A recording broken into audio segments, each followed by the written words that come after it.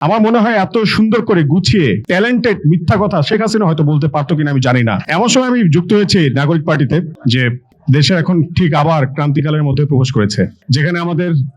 নির্বাচনের পরে একটা ডেমোক্রেটিক ওয়ার্ডারের মধ্যে বাংলাদেশে প্রবেশ করার কথা, সেখানে আমরা দেখছি যে বাংলাদেশের বর্তমান যে সরকার মাত্র 2.5 মাস হলো গঠন হয়েছে, তার মধ্যেই তারা উল্টো পথে হাঁটা শুরু করেছে, ঠিক যেমন শেখ হাসিনা হেঁটে গেছে। এই যে দেশের এখন একটা পরিস্থিতি, আপনারা প্রত্যেকেই জানেন যে দেশের জ্বালানি সংকট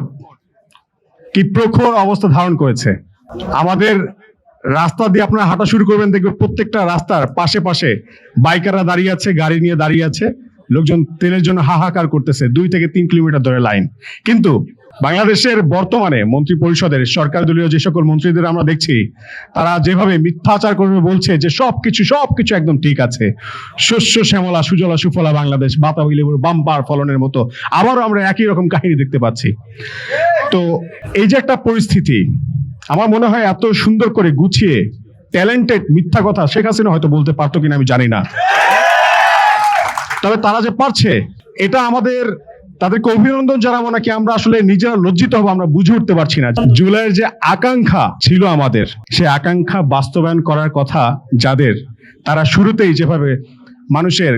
গণরায়কে উপেক্ষা করে ছল চাতুরের আশ্রয় নিয়ে একটা বড় ধরনের প্রতারণা করেছে,